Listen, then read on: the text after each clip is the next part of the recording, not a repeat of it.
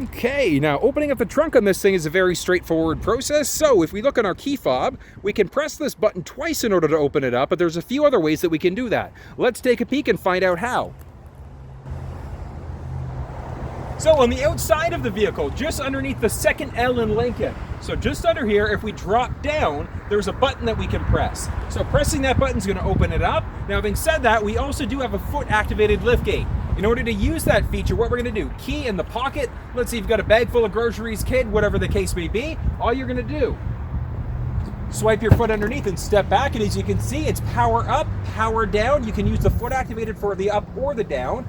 In order to close it, we can use our key fob, or we can press the button here in order to be able to close it instead. Let's have a peek inside.